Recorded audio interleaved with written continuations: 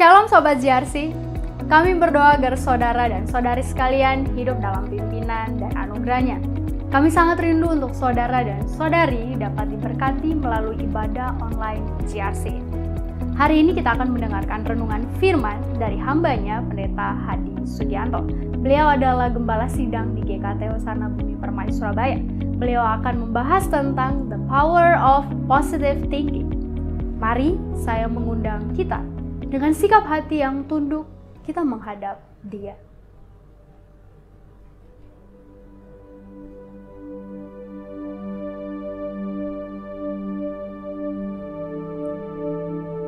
Pertolongan kita datangnya dari Tuhan yang menjadikan langit dan bumi. Dan kiranya kasih karunia dari Allah Bapa, Allah Anak, dan Allah Roh Kudus menyertai ibadah ini dari awal hingga akhirnya. Jadi ketahuilah, hai saudara-saudara, oleh karena Dialah maka diberitakan kepada kamu pengampunan dosa. Ia sabar terhadap kamu karena Ia menghendaki supaya jangan ada yang binasa, melainkan supaya semua orang berbalik dan bertobat. Demikianlah firman Tuhan. Mari pada saat ini, saya mengajak kita semua untuk mengikrarkan pengakuan iman kita, yaitu pengakuan iman rasuli yang berbunyi demikian. Aku percaya kepada Allah, Bapa yang Maha Kuasa, Khalik langit dan bumi, dan kepada Yesus Kristus, Anaknya yang tunggal Tuhan kita, yang dikandung dari Roh Kudus, lahir dari anak darah Maria, yang menderita sengsara di bawah pemerintahan Pontius Pilatus, disalibkan, mati, dan dikuburkan, turun ke dalam kerajaan maut. Pada hari yang ketiga, bangkit pula dari antara orang mati, naik ke sorga, duduk di sebelah kanan Allah, Bapa yang Maha Kuasa. Dan dari sana Ia akan datang untuk menghakimi orang yang hidup dan yang mati. Aku percaya kepada Roh Kudus, gereja yang kudus dan am, persekutuan orang kudus, pengampunan dosa, kebangkitan tubuh, dan hidup yang kekal. Amin. Mari kita bersama-sama memuji dan menyembah Dia. Kita pujikan Allah sumber kuat.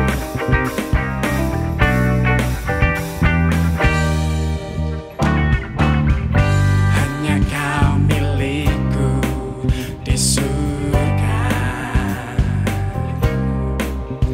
Tiada yang ku ingini di bumi, hanya Kau.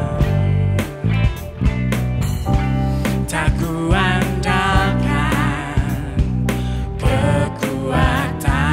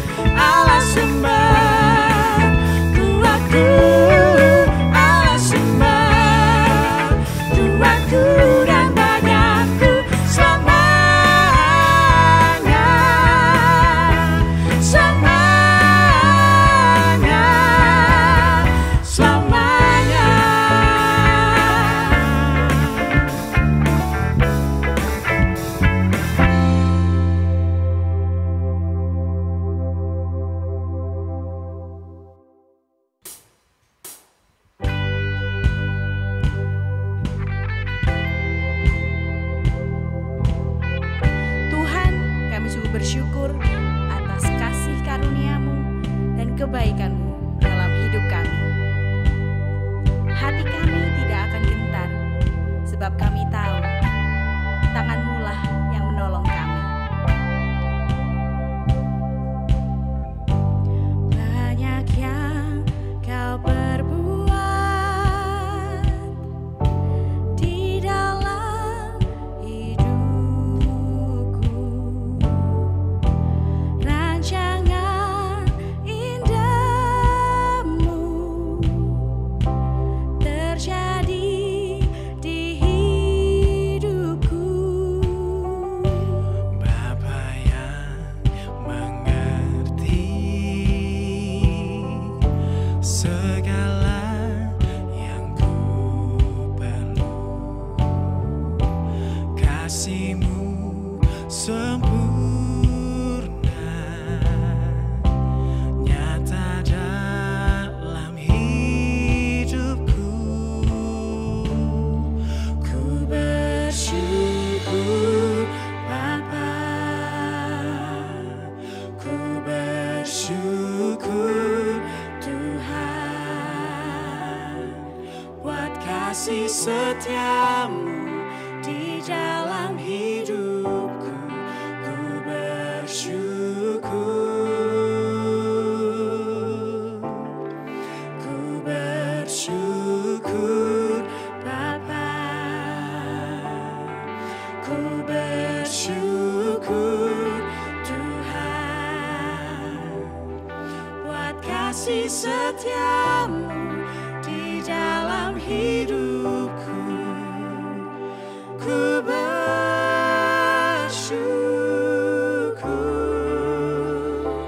Tuhan,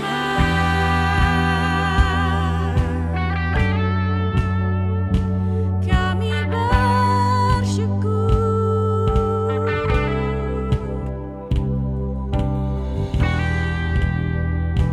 Banyak yang Kau perbuat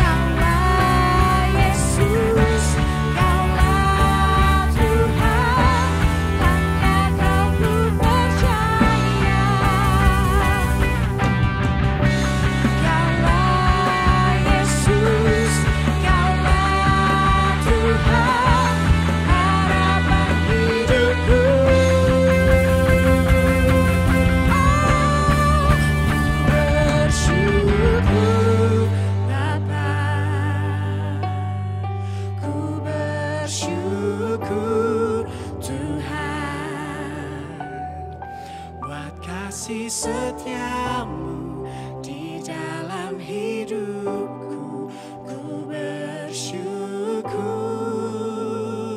Kami bersyukur, bersyukur Bapa.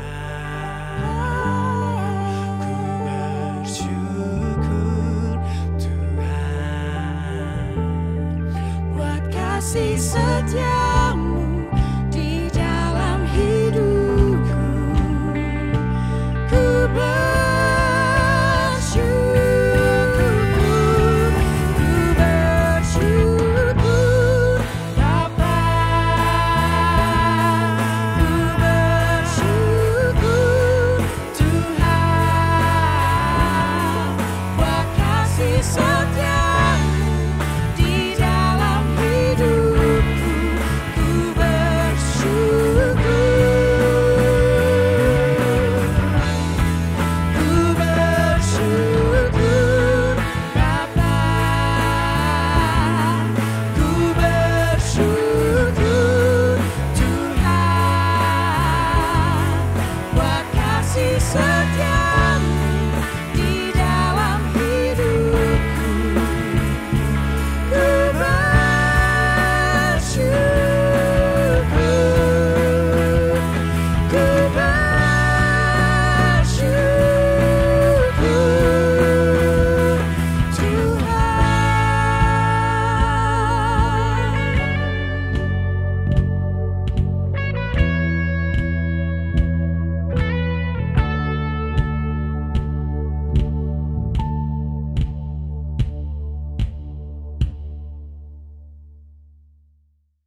Selamat pagi, Shalom rekan-rekan muda yang dikasihi oleh Tuhan.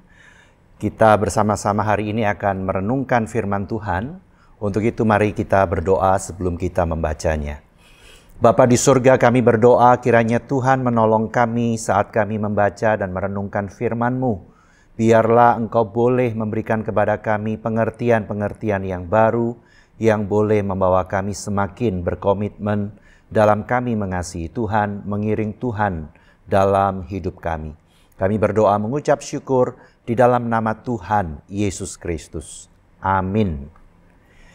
Saya mengajak kita untuk membaca bagian firman Tuhan yang terambil dari 2 Korintus 12 ayat 7 sampai ayat yang ke-10. Demikian bunyi firman Tuhan. Dan supaya aku jangan meninggikan diri karena pernyataan-pernyataan yang luar biasa itu, maka aku diberi suatu duri di dalam dagingku, yaitu seorang utusan iblis untuk menggocok aku, supaya aku jangan meninggikan diri. Tentang hal itu, aku sudah 3 kali berseru kepada Tuhan, supaya utusan iblis itu mundur daripadaku. Tetapi jawab Tuhan kepadaku, cukuplah kasih karuniaku bagimu, sebab justru dalam kelemahanlah kuasaku menjadi sempurna. Sebab itu terlebih suka aku bermegah atas kelemahanku, supaya kuasa Kristus turun menaungi aku. Karena itu aku senang dan rela di dalam kelemahan, di dalam siksaan, di dalam kesukaran, di dalam penganiayaan dan kesesakan, oleh karena Kristus. Sebab jika aku lemah, maka aku kuat. Berbahagialah yang membaca, merenungkan, dan melakukan firman Tuhan dalam hidup sehari-hari. Haleluya. Saudara-saudara yang kekasih di dalam Tuhan Yesus Kristus, suatu ketika ada seorang mahasiswa yang sudah belajar mati-matian katanya. Tetapi ketika dia mendapatkan hasil yang keluar, kurang 0, sekian. Ya itu ya akhirnya menyebabkan dia harus fail dengan mata kuliah itu dan harus mengulang pada semester yang lain. Ketika dia ada di dalam kesedihan karena merasa sayang dengan 0, sekian yang kurang itu, maka datanglah seorang teman menepuk punggungnya dan teman baiknya itu berkata, "Sudahlah, pasti ada yang positif dengan apa yang kamu alami ini. Nanti pasti kamu akan mengerti, ada sesuatu pasti yang baik yang akan muncul di balik semua yang kamu alami saat ini." Dalam cerita yang lain ada yang Dalam sebuah pertemuan ada seseorang yang menunjukkan selembar kertas putih, kemudian di tengah-tengahnya ada titik hitam. Lalu dia bertanya kepada orang-orang yang ada pada saat itu, apa yang kau lihat? Kemudian ada ternyata begitu banyak dari mereka yang mengatakan kami melihat titik hitam yang ada di tengah itu. Hanya sedikit yang melihat luasan kertas yang berwarna putih itu. Lalu orang ini berbicara dan mengatakan, nampaknya dari semua kalian ini yang memiliki pikiran yang positif itu tidak terlalu banyak. Karena dia menggambarkan kertas putih yang begitu luas yang seharusnya itu dilihat sebagai orang yang berpikiran positif. Nah, saudara-saudara yang kekasih di dalam Tuhan, kalau kita berbicara tentang positive thinking, apakah itu yang dimaksudkan? Apakah dua cerita itu yang dimaksudkan? Ataukah positive thinking itu punya pemahaman atau arti yang lain yang bisa memberikan dampak di dalam kehidupan kita, baik secara positif ataupun negatif, baik itu yang konstruktif maupun yang destruktif jika itu dikaitkan dengan iman kita dalam kita mengiring Tuhan. Saudara-saudara yang kekasih di dalam Tuhan Yesus Kristus, kalau kita berbicara tentang positive thinking, memang bisa berlainan pemahaman antara satu dengan yang lain. Tetapi pada pagi hari ini, saya hanya ingin mencoba untuk membahas pemahaman positive thinking yang pernah dicetuskan oleh pendeta Dr. Vincent Peale, yang kemudian nanti kita akan coba lihat dalam pemahaman apa kata Alkitab tentang pemahaman yang disampaikan oleh pendeta ini. Nah, saudara-saudara yang kekasih di dalam Tuhan Yesus Kristus, pendeta Vincent ini adalah seorang pengkhotbah, tetapi juga dia adalah seorang penulis Kristen. Dialah yang pertama kali mencetuskan teori berpikir positif, positive thinking. Dia membuat buku dan buku itu menjadi sangat terkenal yang berjudul The Power of Positive Thinking. Kekuatan berpikir positif itu seperti apa? Nah, saudara-saudara yang kekasih di dalam Tuhan Yesus Kristus, di dalam buku itu pendeta Vincent ini mencoba untuk menjelaskan bagaimana orang itu bisa memiliki positive thinking di dalam hidupnya. Nah, kemudian dia mengatakan begini, yang pertama, kalau orang itu ingin merasakan kekuatan dari positive thinking, maka manusia itu harus menyadari bahwa dia memiliki kekuatan pikiran yang luar biasa. Pendeta ini mengatakan bahwa manusia itu punya pikiran bawah sadar yang punya kekuatan yang luar biasa dan memang menjadi sesuatu hal yang sangat misterius. Pikiran itu katanya dapat mengubahkan harapan-harapan yang dibangun oleh seseorang dari kekuatan berpikirnya, sehingga itu bisa menjadi sebuah realita. Nah, saudara-saudara yang dikasihi oleh Tuhan, pendeta ini mengatakan orang itu bisa sukses apabila dia memikirkan harapan-harapannya itu dengan kuat. Apabila dia bisa memikirkan harapan-harapannya itu kemudian dicetak di bawah pikiran bawah sadarnya. Dan kemudian dia mengatakan bahwa sesuatu yang luar biasa baik adalah kalau orang bisa memberikan gambaran apa yang dia inginkan, apa yang dia pikirkan yang berupa harapan itu. Nah, Bapak Ibu, saudara-saudara yang kekasih di dalam Tuhan, saudara-saudara muda yang dikasih oleh Tuhan, saya waktu kuliah di Ubaya sekitar tahun 1987 itu pernah membaca sebuah buku yang saya pikir buku ini dipengaruhi oleh apa yang diajarkan oleh pendeta Vincent ini. Dan saya juga pernah mengikuti sebuah atau beberapa kali kebaktian yang pendetanya juga berkhotbah yang menyampaikan begini. Kalau kamu menginginkan sesuatu di dalam hidupmu, maka kamu harus menggambarkannya di dalam pikiranmu dengan detail akan barang itu. Ketika saya mendengarkan akan hal itu, pada waktu itu saya ingat betul waktu saya kuliah itu tiap hari saya naik angkutan umum ya. Saya ingin punya motor suatu ketika. Saya ingin memiliki itu supaya tidak menjadi sulit kalau tiap hari naik angkutan umum. Maka ketika saya mencoba untuk memikirkan dan membuat harapan ingin punya motor, pikiran saya ini berkembang lagi. Kalau itu bisa dipikirkan dan digambarkan, apa yang kamu inginkan, kamu harapkan itu bisa dipikirkan dan digambarkan untuk kemudian menjadi realita. Kenapa hanya sepeda motor? Kenapa tidak langsung saja melompat, memikirkan, menggambarkan mobil? Saudara yang dikasihi oleh Tuhan Yesus Kristus, akhirnya saya mengambil keputusan, saya memikirkan, membuat harapan dan menggambarkan mobil yang saya inginkan itu ada di pikiran dan di dalam hati saya. Lalu kemudian setelah saya menemukan itu, bayangan itu, kemudian saya mencoba untuk mencari tahu secara lebih detail lagi gambar mobil yang saya inginkan. Akhirnya saya menemukan, dan kemudian waktu saya kemudian menemukan itu kemudian saya taruh begitu kuat di dalam pikiran dan di dalam hati saya. Seperti nasihat dari pendeta ini, supaya saya membuat pikiran, harapan, dan menggambarkannya dengan detail. Nah, yang kedua, pendeta Vincent ini mengatakan begini, manusia itu harus percaya kepada dirinya sendiri. Apabila dia ingin apa yang diharapkan itu menjadi kenyataan, dia harus berpikiran positif, manusia itu harus percaya kepada dirinya sendiri. Di dalam bukunya itu dia mengatakan bahwa percayalah kepada dirimu sendiri, berimanlah kepada kekuatanmu. Itu yang disampaikan. Saudara-saudara yang dikasihi oleh Tuhan Yesus Kristus, bagi pendeta ini seorang Kristen tidak boleh punya keraguan. Dia harus punya keyakinan yang teguh.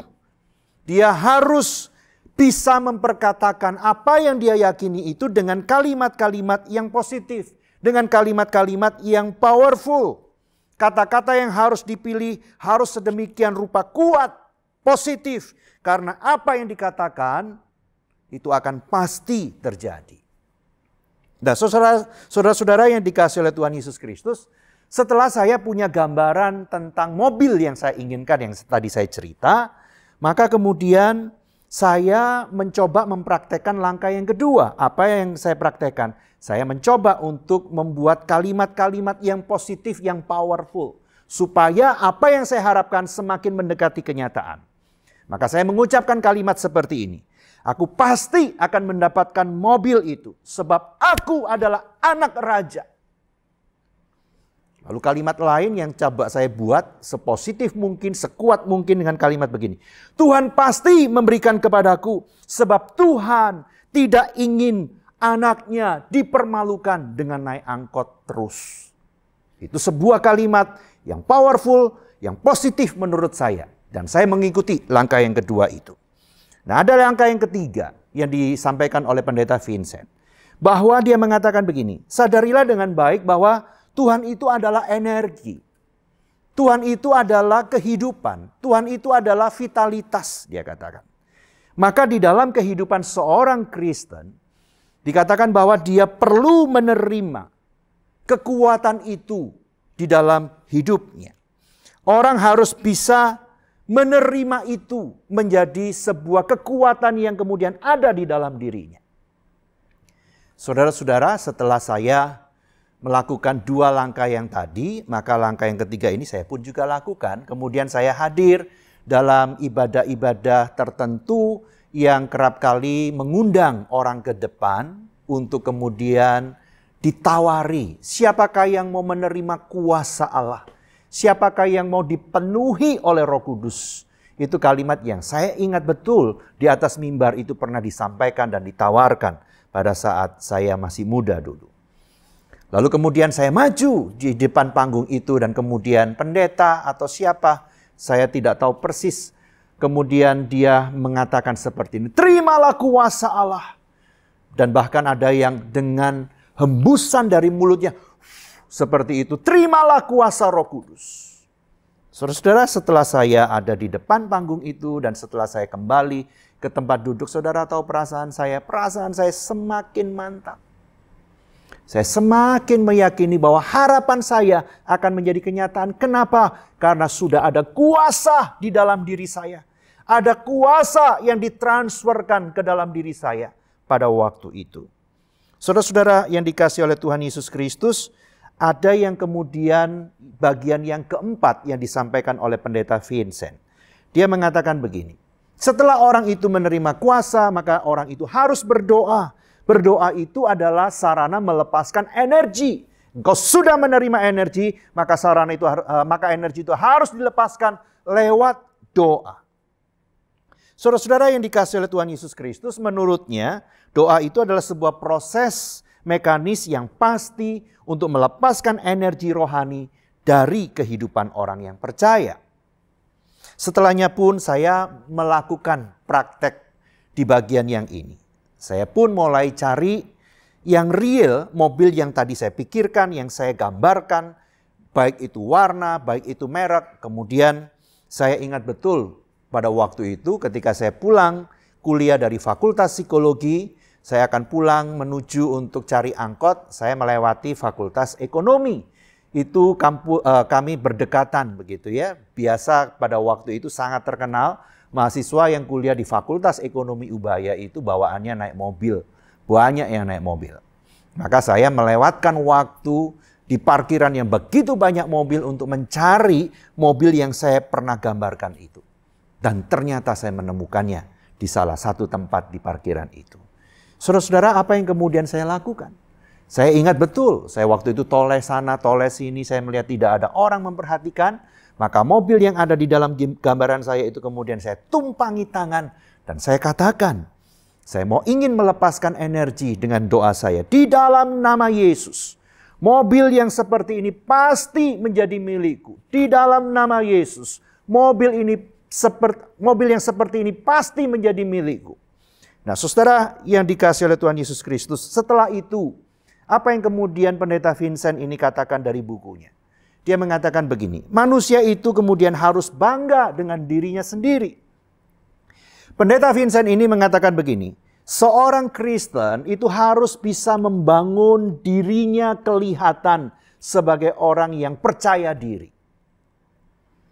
Orang melihat dia sebagai orang yang wah gitu. Tidak ada keraguan terhadap dirinya sendiri, maka dia perlu menampilkan sebuah sosok yang bisa kelihatan bahwa kamu luar biasa. Kamu berbeda dengan keadaan yang dulu.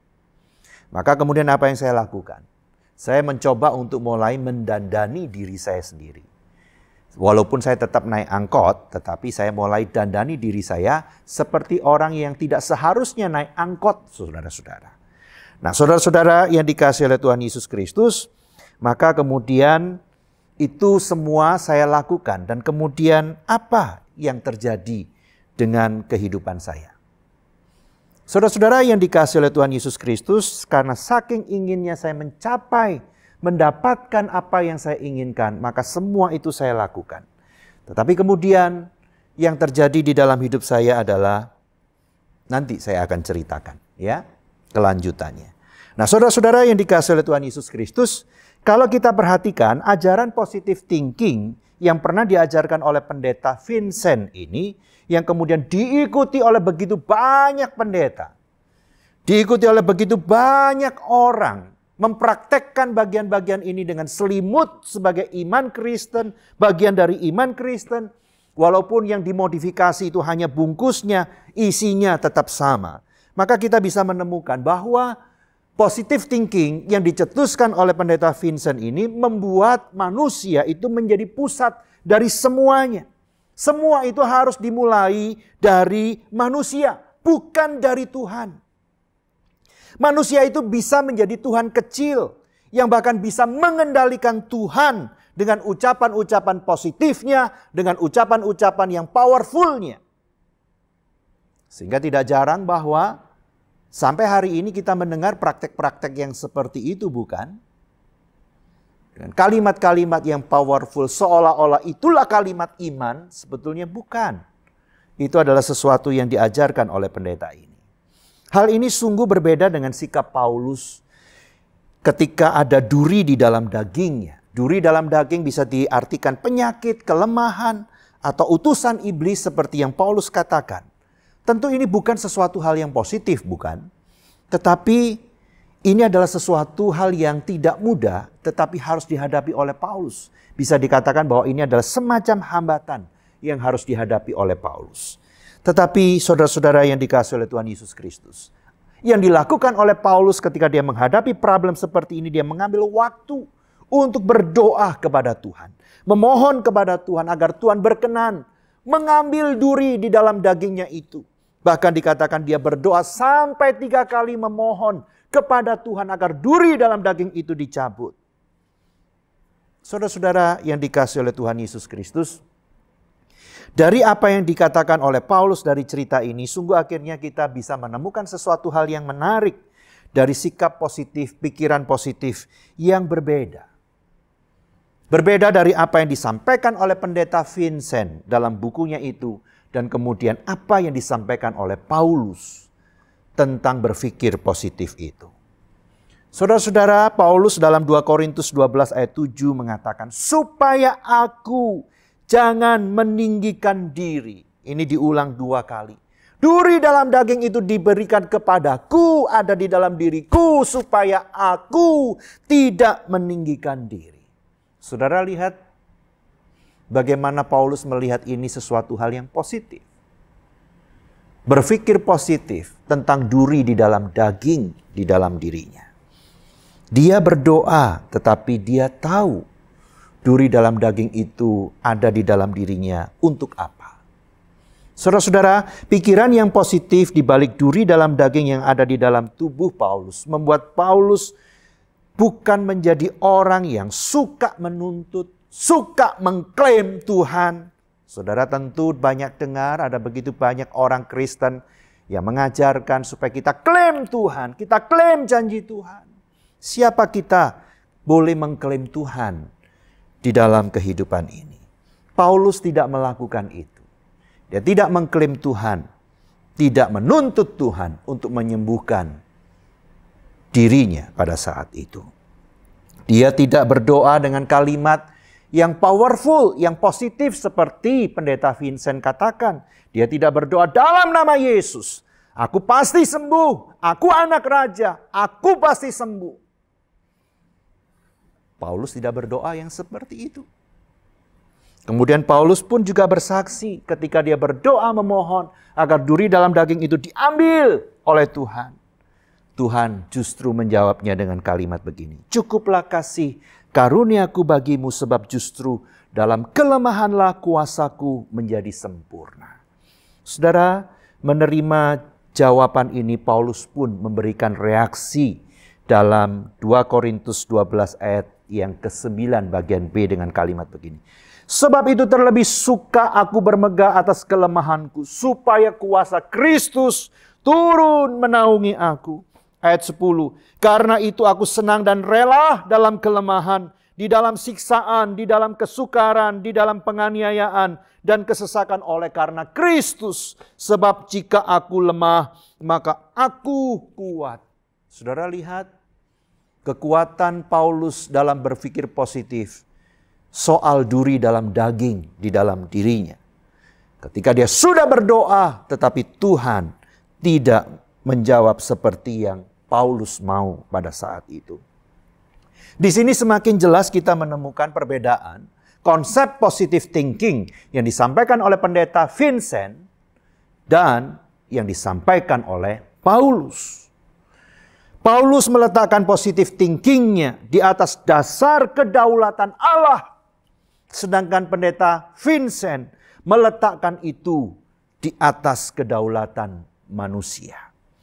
Paulus lebih memilih meneladani Kristus yang rela dan tunduk pada rencana Sang Bapa sampai ke atas kayu salib.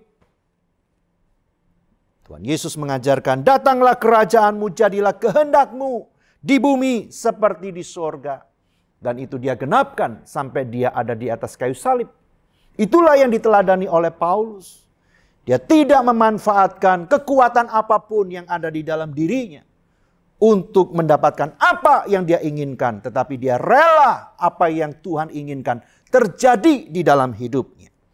Bagi Paulus, kelemahan, kekurangan, masalah, sakit, penyakit, penderitaan bukan hal yang buruk yang harus ditolak. Sebab jika semua ada dalam kehendak Tuhan, maka Tuhan pun memberikan kasih karunia-Nya kepada kita. kepada semua kita yang percaya kepada Tuhan. Siapapun kita akan dapat bertahan dan semakin bertumbuh menjadi serupa dengan Kristus bila kita memiliki positive thinking yang disampaikan oleh Paulus, bukan yang kita terima dari Pendeta Vincent. Kita akan menjadi pribadi yang mudah ikhlas, menjadi sangat bijaksana. Tidak menjadi pengikut mamon apabila kita meletakkan positive thinking kita di atas dasar pengertian yang dipahami juga oleh Paulus. Saudara-saudara yang kekasih di dalam Tuhan, berpikirlah positif dengan dasar Tuhan adalah yang selalu ada dalam setiap perkara hidup kita. Yaitu bagi kamu yang percaya, yang terpanggil sesuai dengan rencana Allah untuk mendatangkan kebaikan. Apa itu kebaikan? Adalah supaya rencana Allah di bumi ini digenapkan. Setelah saya praktekkan semua langkah yang pernah diajarkan oleh Pendeta Vincent, lalu diturunkan kepada beberapa pendeta yang pernah saya dengar dan yang pernah saya ikuti waktu saya masih muda itu, ternyata saya tidak mendapatkan apapun. Tidak usah mobil, motor pun saya tidak dapat. Saudara-saudara yang dikasihi oleh Tuhan Yesus Kristus, mari kita bangun hidup kita di atas dasar kebenaran firman Tuhan. Bukan berdasarkan apa kata orang meskipun dia seorang pendeta. Belajar firman Tuhan dengan baik. Supaya lahir pikiran-pikiran yang positif. Yang sesuai dengan firman Tuhan. Yang sesuai dengan apa yang menjadi karya Kristus di atas kayu salib. Supaya engkau dan saya menggenapi rencananya. Bukan supaya engkau dan saya mendapatkan apa yang kita mau. Tuhan memberkati. Mari kita berdoa. Bapa di surga, kami bersyukur dengan firman-Mu yang boleh kami dengar. Kiranya Tuhan boleh menolong kami untuk terus diperbaharui. Kami rindu kami boleh berdampak dengan hidup kami ketika kami bisa memiliki positive thinking yang benar berdasarkan firman Tuhan. Tolonglah kami sebagai orang-orang muda yang punya gairah besar, yang punya ambisi, yang punya cita-cita. Supaya kami boleh berjalan dalam kebenaran firman Tuhan. Kami tidak ikut-ikutan apa yang menjadi kata orang yang kelihatannya baik, kelihatannya powerful, kelihatannya akan memberikan sebuah kenyataan dari apa yang dimimpikan. Tuhan, bawalah kami untuk sadar bahwa dalam hidup ini kehendak mula yang harus terjadi, rencana mula yang harus terjadi. Kami ini hanyalah alat. Bawalah kami untuk boleh berjalan dapat selalu menyesuaikan dan membawa diri kami seperti yang Tuhan maksud, Tuhan rencanakan dalam hidup kami. Terima kasih banyak Tuhan. Kami bersyukur untuk anugerah-Mu kepada kami, meteraikan firman-Mu untuk semua kami. Kami berdoa mengucap syukur kepada Tuhan yang mengasihi kami. Saudara-saudara, sekarang arahkanlah hatimu kepada Tuhan. Terimalah berkat Tuhan. Tuhan memberkati engkau dan melindungi engkau. Tuhan menyinari engkau dengan wajah-Nya dan memberikan kasih karunia. Tuhan menghadapkan wajah-Nya kepadamu dan memberikan damai sejahtera. Amin.